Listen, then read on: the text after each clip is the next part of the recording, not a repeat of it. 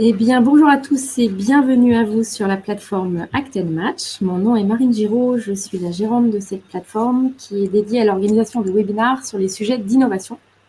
Donc aujourd'hui, justement, on va aborder un sujet d'innovation dans une thématique bien spécifique qui est celle de l'achat de prestations intellectuelles, puisque c'est bien différent de l'achat de matériel ou d'autres achats de production. On a vraiment des spécificités très particulières et qui ont aussi des évolutions fortes, notamment avec les possibilités qui sont offertes par le digital. Donc, pour en débattre, nous accueillons aujourd'hui deux intervenants qui sont experts de ces sujets. Michel Moulinet, qui est directeur général de la société Winbids.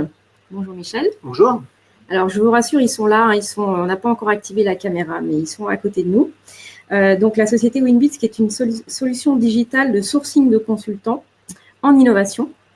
Et Michel a travaillé pendant une vingtaine d'années dans un cabinet conseil en innovation, donc a eu l'occasion d'être sélectionné de nombreuses fois par des acheteurs. Et donc, l'idée était, dans le démarrage de cette société, de pallier au déficit de collaboration entre justement les acheteurs et les prestataires en innovation. Et puis, nous avons également le plaisir d'accueillir Jacques Fayet, qui est Bonjour Jacques. Donc, Jacques qui est consultant formateur en achat, membre du comité de direction du Conseil national des acheteurs en Auvergne-Rhône-Alpes. Et Jacques a effectué également une longue carrière dans la fonction achat avec des postes de directeur d'achat. Et donc, une grosse expérience de comment on fait pour acheter des prestations intellectuelles. Et donc, l'idée aujourd'hui, c'est de pouvoir débattre sur la demi-heure qui vient de comment faire pour acheter une prestation intellectuelle en 2019. Alors, avant simplement de laisser la parole à nos intervenants, je voulais simplement vous dire que vous pouvez solliciter l'outil du chat. On vous encourage à nous poser le maximum de questions au fil de l'eau. Elles seront probablement traitées surtout en fin d'intervention. Donc, vous avez ce bouton avec donc deux lignes horizontales dans une bulle, c'est l'outil conversation. Vous cliquez sur cet outil et vous pouvez accéder au chat qui sera donc notre outil de communication avec vous. Et je laisse la parole à Michel. Ah, très bien. Je vais me décaler un petit peu. Voilà, je suis un petit peu coupé. Bonjour à tous. Donc, merci Marine pour cette introduction. Pour démarrer donc notre webinaire sur comment acheter une prestation intellectuelle en 2019, en premier lieu, je voudrais revenir sur les principaux enjeux auxquels finalement sont confrontés les acheteurs lorsqu'ils sont dans cette logique d'achat de prestations intellectuelles. Ces enjeux sont au nombre de trois. Tout d'abord, on a un véritable enjeu qui est un enjeu financier, puisque lorsqu'on fait appel à un prestataire, notamment sur de la prestation intellectuelle, les montants qui sont consacrés sur ce type d'achat sont souvent conséquents et les budgets gérés par les entreprises sont forcément en proportion également, et on voit qu'au cours des dernières années, ils ont été en croissance. Deuxième enjeu très important également, c'est que l'achat de prestations intellectuelles fait souvent appel à des projets clés ou adresse des projets clés de l'entreprise et donc ont un impact stratégique dans le cadre de la stratégie de la croissance et du développement de l'entreprise. Et puis un troisième enjeu qui est un enjeu opérationnel. Quand on intervient en tant que prestataire et en tant que prestataire de conseil, on va très souvent être amené à avoir des interventions ou des préconisations qui vont avoir un impact fort sur l'organisation et donc indirectement pouvoir modifier, réorganiser des départements comme le département R&D ou le département informatique. Alors, face à ces enjeux, aujourd'hui, on est en 2019, il y a toujours un certain nombre de difficultés liées à l'achat de prestations intellectuelles. En premier lieu, je voudrais citer les habitudes des équipes. On va se retrouver, quand on achète une prestation intellectuelle, dans une logique où les équipes peuvent prescrire certains cabinets, certains consultants. Or, il y a toujours une difficulté dans cette logique de prescription, c'est qu'on n'a jamais la garantie que l'intervenant sera à la hauteur des attentes initialement définies. Donc, difficulté première, c'est comment gérer ou optimiser cette logique de prescription, sachant qu'on recherche bien évidemment le meilleur prestataire et le meilleur consultant. Alors, pour trouver ce meilleur prestataire et ce meilleur consultant, seconde difficulté, il est encore aujourd'hui difficile de pouvoir sourcer de manière exhaustive l'écosystème et identifier ce prestataire qui est recherché. On veut rester dans une logique qualité-coût-délai, reste après comment procéder pour avoir ou être en mesure de sourcer de manière la plus exhaustive possible les différents prestataires qu'on veut solliciter. Je citerai également 3 autres difficultés. Une difficulté qui est sur laquelle on peut avoir des problématiques, c'est la relation qui peut être parfois conflictuelle entre l'acheteur et les équipes opérationnelles. Et puis 2 difficultés liées à la conduite même de la mission. Sachant qu'une mission de prestation intellectuelle fait appel à des personnes qui vont intervenir au sein de l'entreprise, et donc il est essentiel de pouvoir gérer au mieux les risques juridiques et de pouvoir protéger ses droits. Donc, très important, comment, au moment de la sélection, optimiser la protection des droits. Et puis, au moment de la réalisation de la mission, pouvoir suivre la qualité de la prestation qui est menée, sachant que l'objectif est de juger de la qualité et de la performance de l'intervention du cabinet et du consultant dans la mission. Alors, donc, pour revenir sur le sujet de la prestation intellectuelle, et pour être clair sur finalement les domaines dont on parle et que l'on adresse, on va être sur tout un ensemble de problématiques et de services qui sont gérés directement par les achats. Donc tout ce qui va être lié au conseil en développement, en informatique, en système d'information, le conseil juridique, l'ingénierie, également tout ce qui est conseil en recherche et développement et en innovation ou en ressources humaines. Donc l'ensemble de ces prestations intellectuelles sont gérées par les achats, et on a également dans les prestations intellectuelles la dimension stratégie et organisation qui, elle, très généralement, va être gérée directement par la direction générale. Alors nous avons mené, donc côté Winbids, nous avons mené en 2018 une enquête sur les interactions entre d'un côté les entreprises et de l'autre côté les cabinets de conseil pour identifier aujourd'hui quels étaient finalement les modèles d'achat qui étaient pratiqués, quelles étaient les bonnes pratiques, quels étaient les critères que les acheteurs prenaient en considération et encore des difficultés qu'ils pouvaient rencontrer aujourd'hui. Donc cette enquête nous a permis de récolter un peu plus de 700 réponses de dirigeants, membres de comités exécutifs, que ce soit directement la direction générale ou des fonctions de direction achat, R&D, marketing, RH, au sein de tout type d'entreprise, je dirais, puisqu'on avait à la fois des PME, des ETI, des grands groupes, et couvrant un ensemble de secteurs d'activité allant de l'automobile, l'aéronautique, au BTP. Alors, cette enquête nous fait ressortir un certain nombre d'éléments intéressants.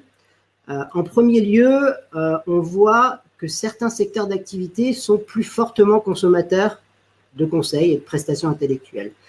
Donc, je citerai la distribution, tous les acteurs œuvrant autour des TIC, donc des technologies de l'information et de la communication, le secteur de l'énergie et de l'environnement et le secteur de la banque et de l'assurance. On voit que ces secteurs d'activité sont des secteurs qui sont aujourd'hui dans de la transformation et donc indirectement sont à la recherche de compétences qu'ils n'ont pas forcément en interne et qu'ils vont aller chercher à l'extérieur pour justement se réorganiser, rester compétitifs au regard de toutes les évolutions que l'on connaît aujourd'hui. Alors, ces domaines d'activité, du coup, quel type de prestations ils achètent? Ils vont acheter en premier lieu et sans surprise des prestations d'informatique, mais on va retrouver aussi à un niveau à peu près équivalent de l'achat de prestations dans le domaine juridique, dans tout ce qui touche à l'ingénierie, aux ressources humaines ou à la R&D et à l'innovation. Et c'est vrai que l'objectif pour l'entreprise, c'est d'être en mesure toujours de sécuriser au maximum son développement, de se protéger, d'où des dépenses importantes sur les aspects juridiques, d'innover et donc de rechercher des consultants dans le secteur de l'innovation pour les aider sur les aspects de stratégie, pour les aider sur leur financement. Et puis, bien évidemment, le conseil RH qui est lié à toutes les équipes et au développement des compétences des collaborateurs et au recrutement. Alors, l'enquête nous permet également de faire ressortir 3 critères aujourd'hui sur lesquels il est vraiment important de se concentrer pour les acheteurs. Quand ils décident de sélectionner une prestation de conseil, aujourd'hui, le critère premier sur lequel ils vont converger, c'est de pouvoir sélectionner un prestataire sur la base de son expertise, de sa formation et de son expérience. En second lieu, ils vont donner de l'importance à la méthodologie qui est choisie. Et puis en troisième, le prix. Alors, je ferai je prends un petit exemple de mon expérience où on avait par le passé répondu à un appel d'offres auquel au final, on n'avait pas été retenu parce qu'on avait été jugé trop cher par le donneur d'ordre. Et il faut savoir que ce donneur d'ordre est revenu un peu plus d'un an et demi après nous voir pour qu'on reconduise la mission équivalente, sachant qu'il avait sélectionné au préalable son premier prestataire sur la base du prix et qu'il était revenu en se rendant compte que la qualité du service ou de la prestation qui avait été réalisée n'avait pas été à la hauteur, puisqu'on était dans une mission où il cherchait des financements. Le prestataire avait fait la mission telle qu'elle avait été définie, mais le résultat était justement un échec dans la mesure où le financement n'avait pas été obtenu. Et donc, il était revenu nous voir et était prêt à payer un prix plus élevé, mais pour avoir un niveau de compétence à la hauteur de ses attentes. Enfin, pour terminer sur l'enquête, les entreprises nous ont fait remonter 3 difficultés. Donc, une première difficulté qui est qu'aujourd'hui, quand on va sélectionner un cabinet de conseil, très souvent, il est encore impossible en amont pour l'entreprise de pouvoir décider, de pouvoir choisir le consultant. Elles se font imposer le consultant et c'est vrai que c'est une vraie problématique de ne pas être en mesure aujourd'hui, avant de démarrer la mission, d'avoir des échanges et de pouvoir présélectionner, identifier avec qui il est possible de travailler. En deuxième lieu, et on revient sur ce que j'évoquais au démarrage du webinaire, cette logique de pouvoir identifier le meilleur expert. Et donc, l'approche de sourcing est forcément très importante, mais il n'existe pas suffisamment de solutions aujourd'hui qui permettent de réaliser ce type de sourcing. Et puis enfin, les délais qui sont toujours jugés, des délais d'appel d'offres, des procédures d'appel d'offres qui sont toujours jugés trop longs au regard des acheteurs. Alors, je vais me tourner vers Jacques pour savoir, Jacques, est-ce que vous partagez un petit peu ces retours de l'enquête que l'on a pu mener? Oui, alors Michel, je partage totalement ces retours d'enquête et c'est ce que j'ai mis dans cette slide. En fait, la question, c'est ai-je le meilleur expert au regard de mon activité, au regard de ma recherche? C'est vraiment la question fondamentale. Qu'est-ce qui va me permettre de valider, je dis bien, le consultant, l'expert et non pas le cabinet en tant que tel? C'est vraiment qui sera le meilleur d'entre tous les consultants qui va vraiment m'apporter la solution pour la problématique que j'ai à résoudre, en tout cas l'action que je vais mettre en œuvre. Alors j'ai différents, avant de rentrer dans le détail de ces quelques mauvaises pratiques, je voudrais vous citer quelques exemples que j'ai vécus il y a quelques années dans des grands groupes industriels, puisque j'ai fait mon parcours essentiellement dans l'industrie, dans la métallurgie, effectivement, mais en tant que responsable achat, j'avais à gérer aussi, bien sûr, des achats de prestations intellectuelles, en l'occurrence des achats de lean manufacturing, qui requiert quand même des compétences techniques à ce niveau-là, des actions aussi de comment identifier, comment aller chercher des formateurs, d'ailleurs même dans le domaine des achats, des problématiques de formation technique, de formation commerciale, des problématiques aussi de, comment dirais-je, être accompagné au niveau du travail temporaire. Donc on a besoin forcément à ce niveau-là de benchmarking, on a besoin d'éléments de comparaison et finalement, pardon, si on n'est pas accompagné correctement, eh bien, on va se retrouver face à des mauvaises pratiques, à des écueils qui vont entraîner des écueils. Alors, la première des choses, c'est avoir constitué un cahier des charges. Pour être clair, un acheteur ne veut pas travailler sans cahier des charges. Alors, le cahier des charges, comment ça se passe? Eh bien, dans l'action de lean manufacturing, par exemple, je suis allé chercher de l'information, bien sûr, rédiger le cahier des charges, aider dans ce sens-là par le responsable de fabrication du site où j'étais, qui m'a donné effectivement des objectifs précis et puis surtout des besoins. En fait, la question fondamentale, c'est il y a un utilisateur, il a des besoins. Donc, c'est effectivement aller chercher ces besoins et puis les faire exprimer d'une manière compréhensible par tout un chacun et surtout pouvoir transmettre ce cahier des charges qui bien souvent est technique. Alors, technique dans les approches industrielles, mais aussi technique dans les objectifs à tenir, les résultats à atteindre. Voilà, donc cahier des charges, ça me semble vraiment le b.a.-ba, le basique de ce type d'action. Et puis après, on se trouve aussi confronté au fait que, par connaissance de la direction générale, de connaissance, si on n'a pas de personnes ou de consultants ou de cabinets de consultants vers lesquels se tourner, on va peut-être s'être confronté au fait que la direction va nous dire, utilisez ce cabinet, utilisez ce consultant parce que je le connais, parce qu'on me l'a recommandé. Mais recommandations, c'est bien, mais là aussi, il y a des gros écueils et finalement, on se rend compte que c'est sûrement pas la bonne solution. Alors, ce qui se passe, c'est qu'au bout du compte, eh bien, on se trouve confronté par manque de références clients, par manque de benchmarking, on se retrouve confronté au fait que l'acheteur, il va devenir en quelque sorte un cost killer. Parce qu'il peut avoir un budget, ok, il va d'abord laisser venir le consultant faire son offre, sa proposition, qui sera d'un certain niveau, probablement au-delà du budget, mais l'acheteur a un budget. Donc voilà, monsieur le consultant, monsieur l'expert, alignez-vous sur budget. Donc pour moi, c'est jouer finalement du cost killing. En fait, il faut vraiment aller un peu plus dans le détail et avoir des éléments de benchmarking pour faire ou obtenir une offre qui soit en adéquation avec les besoins des utilisateurs de telle ou telle prestation. C'est ça qui est important. Sinon, on joue le cost killer qui va aller chercher des gains, mais qui ne sont pas forcément argumentés. Donc, c'est dommage. Et là, pour moi, ce n'est pas de l'achat. Alors, à ce niveau-là, les conséquences, elles vont être aussi diverses et multiples. Dans le pire des cas, ça va être l'échec de la mission, avec non pas un gain, mais voire une perte financière, parce que finalement, on avait un objectif de réalisation à 6 mois, et puis non, on se retrouve à 7, 8, 9 mois, et puis je peux vous garantir que le consultant va forcément se faire fort de vous dire, il y a 1 mois, il y a 2 mois de plus, facturation, on y va. Donc là, ça va pas le faire, comme on dit.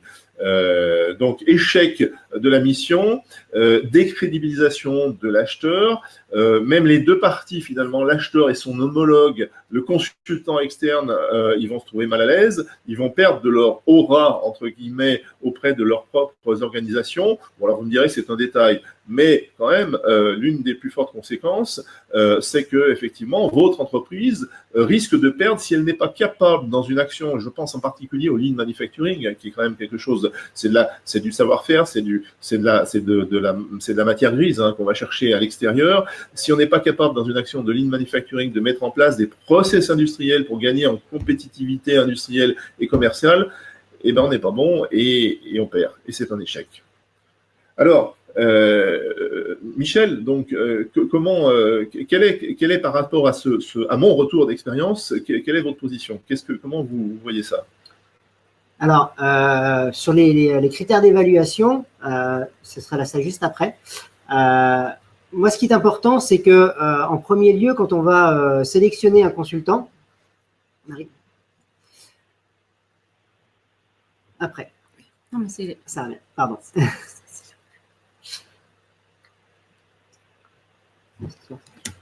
Oui, alors, effectivement, j'ai un peu anticipé la question que je devais poser à Michel.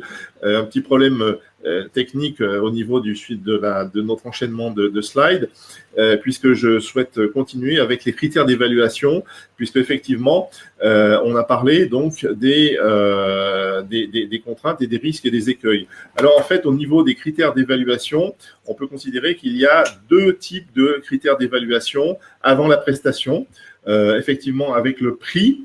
Et alors là, je fais référence à un sondage qui a été fait auprès d'acheteurs dans ce domaine, et 30 à 40% des acheteurs donc de sondés à ce niveau-là considèrent que le prix avant la prestation est un élément important à regarder avec un œil attentif.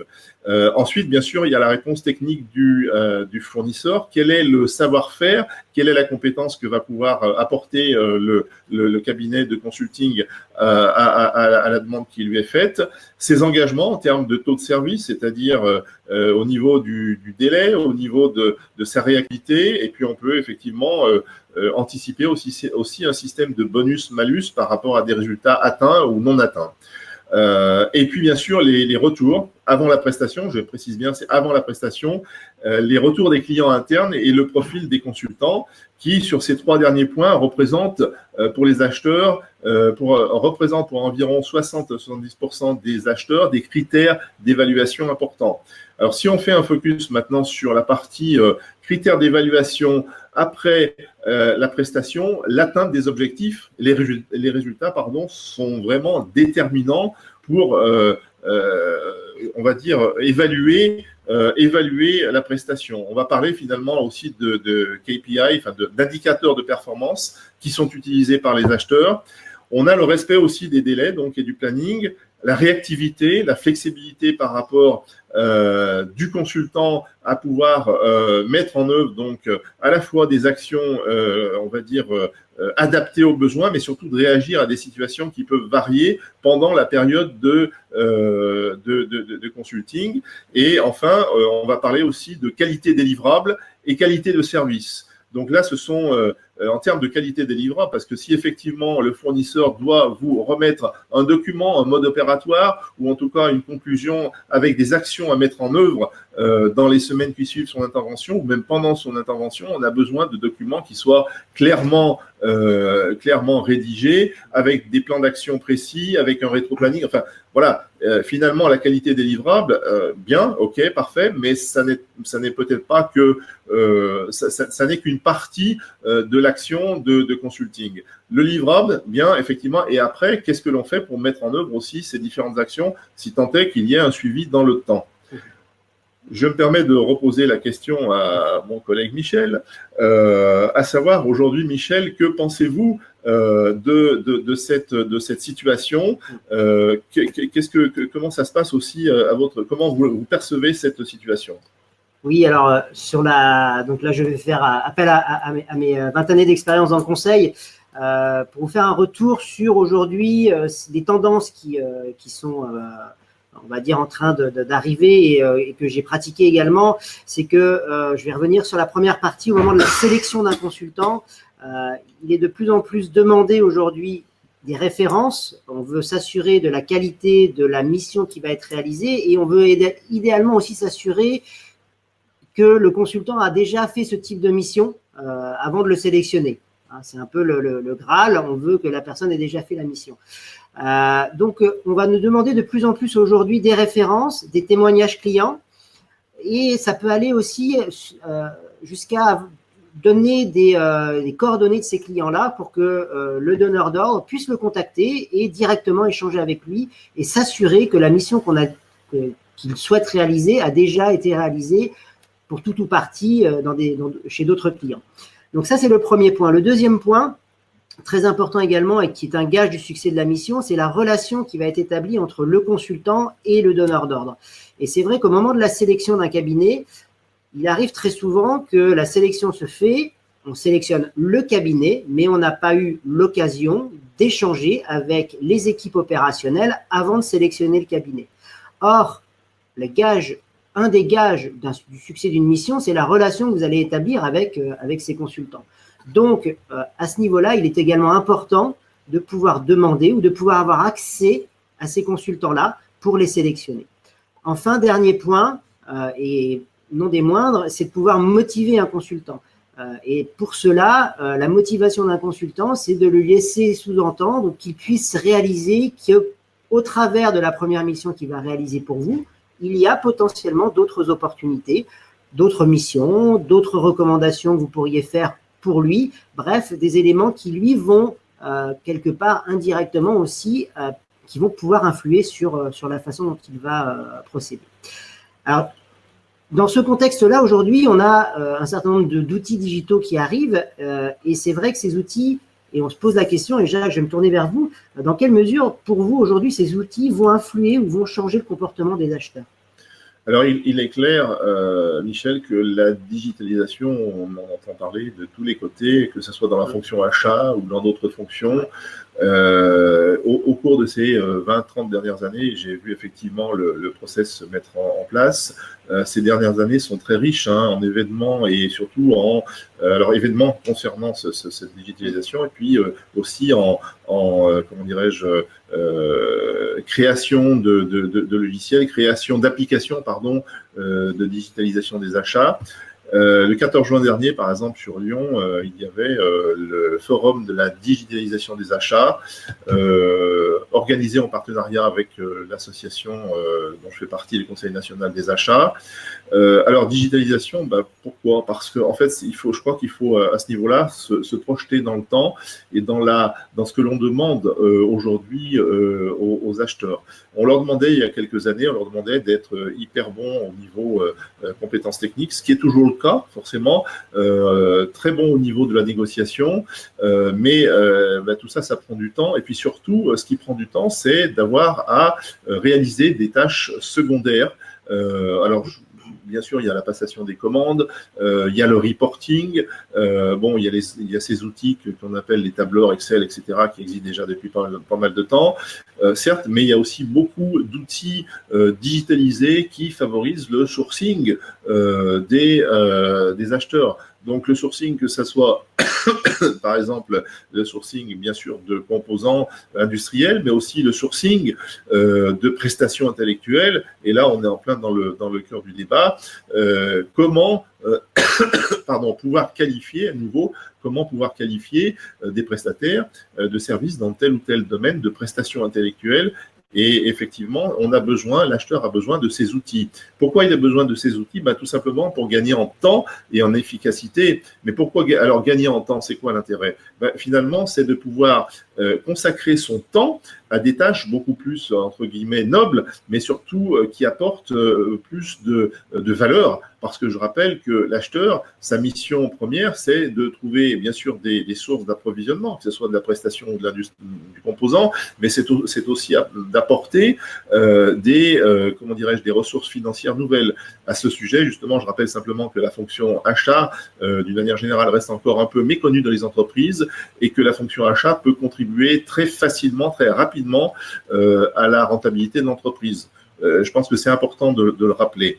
Alors, digitalisation permet aussi donc de décloisonner la fonction en interne, de se rapprocher des fournisseurs, d'avoir une meilleure communication et puis surtout d'être dans une relation plus proche avec effectivement le développement des compétences émotionnelles, c'est-à-dire un acheteur est en contact avec des vendeurs et vous avez à ce niveau-là forcément du relationnel, de l'humain, de la relation. D'où l'idée d'aller un peu plus loin vers la notion de collaboratif, de bien connaître ses fournisseurs, donc de bien, à nouveau, je reviens sur la question primordiale, c'est de bien connaître son cabinet de consultants, son expert qui doit vous apporter des solutions en termes de prestations intellectuelles. Alors, dans ce but-là, dans ce cadre-là, comment développer finalement ces compétences? On parle de compétences émotionnelles qui ne sont plus que des compétences techniques. Encore, on pourrait parler de compétences techniques émotionnelles, pourquoi pas? Moi, je l'ai connu, là aussi, je l'ai connu, je vais être clair, j'ai développé ces compétences parce que j'ai très attiré par la connaissance, bien se connaître pour aller chercher de l'information auprès de ses fournisseurs. J'ai développé, ou en tout cas, je me suis intéressé à ces techniques-là qu'on appelle la PNL, l'analyse transactionnelle, la morphopsychologie. Ça, ce sont des formations que j'ai suivies une journée chaque fois. Il y a maintenant, c'était en 2004, 2003. J'ai persévéré aussi dans la connaissance de la PNL puisque j'ai fait le technicien, le praticien. Mais en tout cas, au bout du compte, c'est quoi? C'est se développer ses compétences personnelles.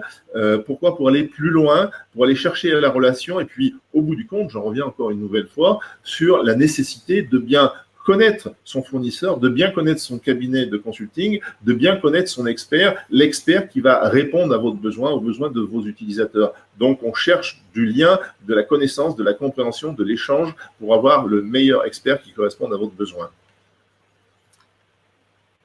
Alors, pour conclure, c'est vrai qu'on voit, donc, au travers de, je reviens sur la question qui était comment acheter une prestation intellectuelle en 2019. On a pu parcourir les éléments clés aujourd'hui, les enjeux, les principales difficultés qui sont celles des acheteurs aujourd'hui. On voit également que la fonction achat, elle est, et Jacques l'a très bien expliqué, elle est dans une logique de de prendre de plus en plus d'importance au niveau des entreprises et son poids est du coup de plus en plus important avec un poids qui peut également être lié à de la rentabilité de l'entreprise. Donc le métier évolue et le métier évolue avec deux dimensions qui aujourd'hui continuent d'être prises en compte. La première, c'est la dimension humaine et donc cette logique d'interagir et de pouvoir plus facilement être en interaction avec le prestataire.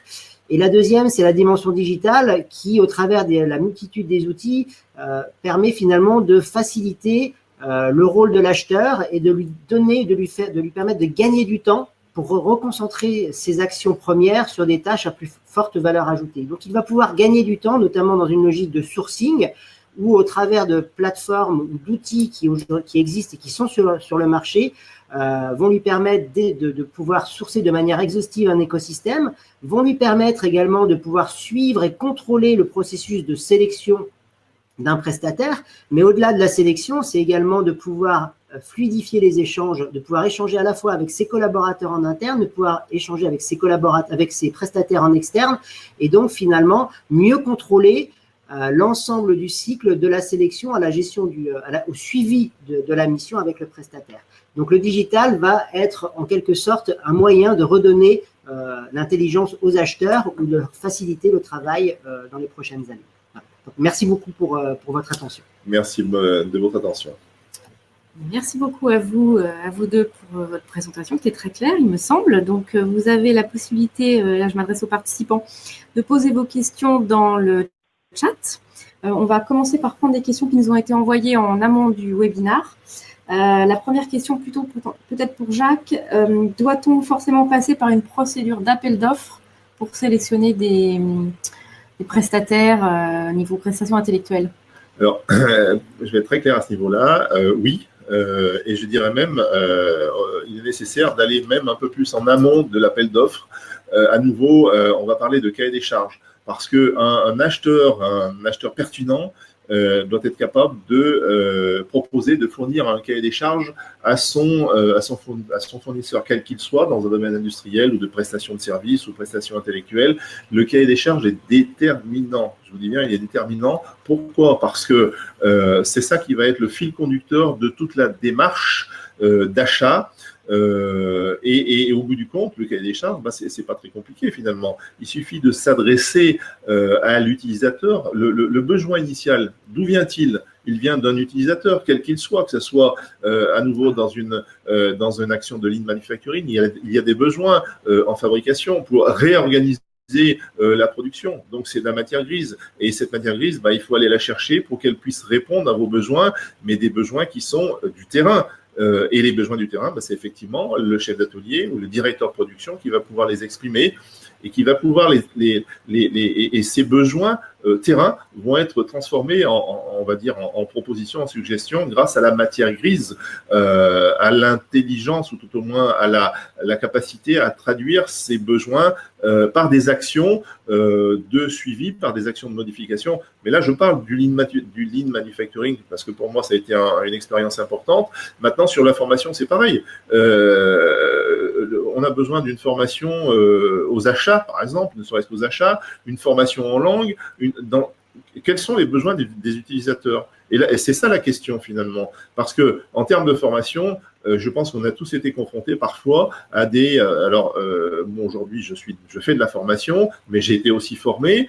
Et dans les entreprises, encore aujourd'hui, je retrouve des personnes que j'accompagne, que je forme, mais qui parfois se disent mais qu'est-ce qu'on fait là? Qu'est-ce qu'on fait là? Donc, quel est leur besoin à ces personnes? D'où la nécessité de finalement, ça c'est la charge des entreprises, des RH, d'aller bien identifier les besoins des personnes à former.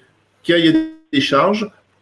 Oui, sûr et certain, qui doit permettre effectivement de passer par un appel d'offres. Alors, appel d'offres, il y a toutes sortes d'appels d'offres, tout au moins dans la forme, dans la configuration, mais je pense qu'il faut que les choses soient claires, qu'elles soient clairement définies. Ça vous évitera beaucoup d'écueils et d'incidents de parcours pour atteindre sereinement vos objectifs et les résultats que vous attendez.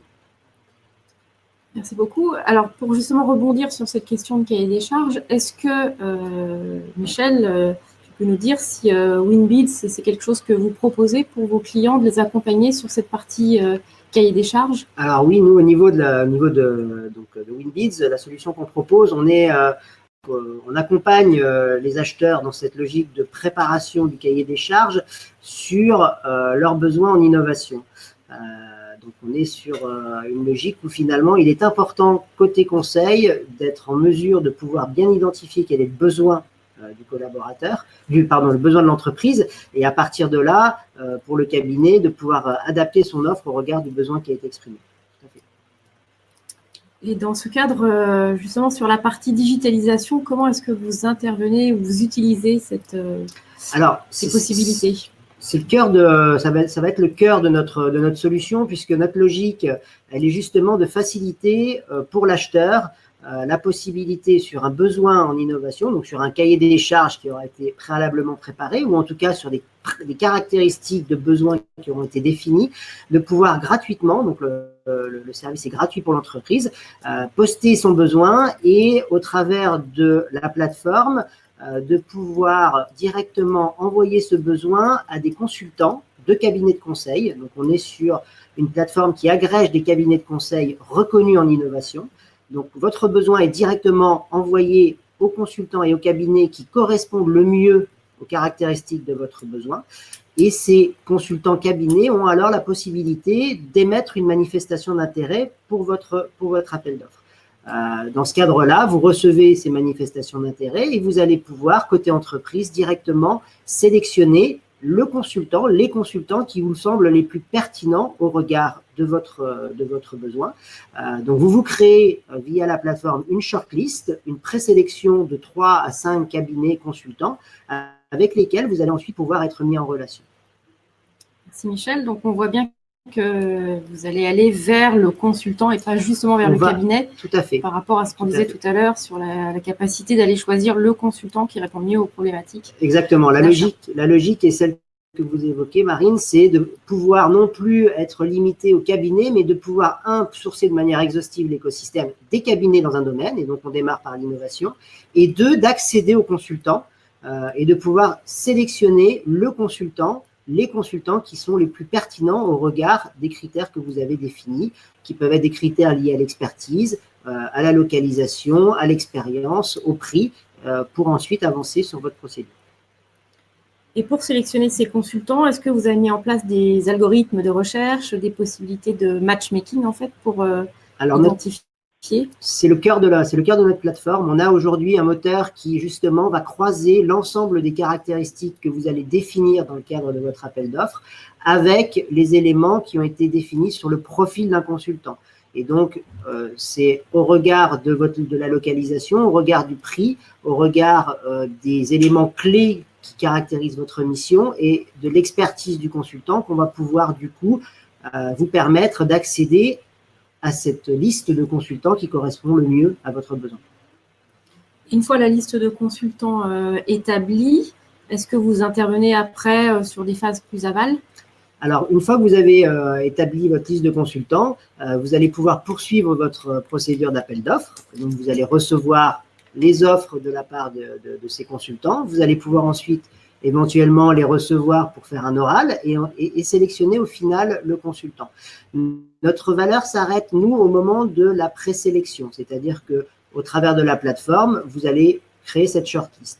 Par la suite, vous pouvez bien évidemment interagir avec nous, mais le processus suit son cours et à moins que vous ayez des besoins ou des demandes spécifiques pour qu'on continue à échanger avec vous dans le cadre de la sélection finale, vous êtes de nouveau autonome sur la sélection de votre prestataire. Très bien, merci beaucoup.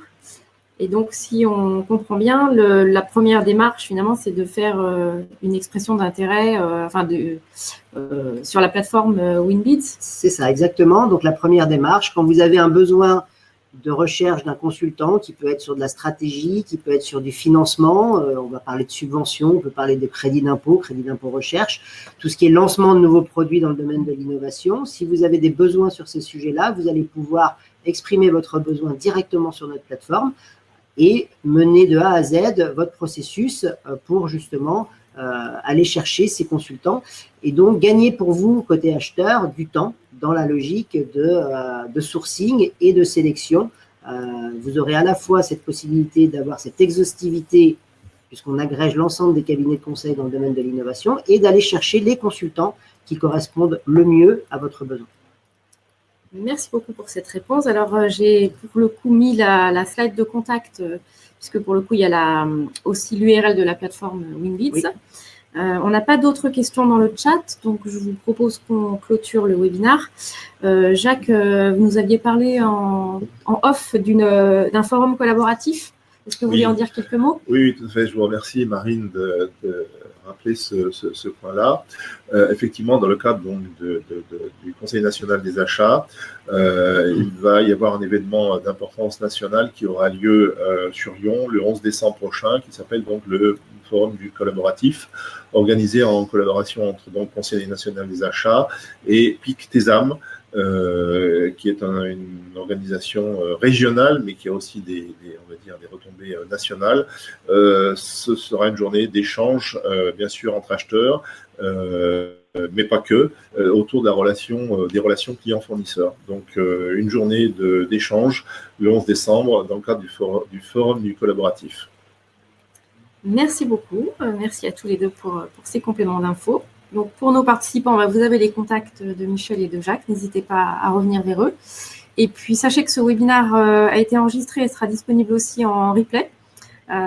Vous aurez l'URL. De toute façon, ce sera sur le site Acted Match. Donc, vous pourrez le revoir si vous le souhaitez ou le transmettre si vous avez des personnes en interne qui sont intéressées par ce sujet. Voilà, un grand merci à tous, aux participants et aux intervenants. Et belle fin de journée à vous. Merci, au revoir. Au revoir.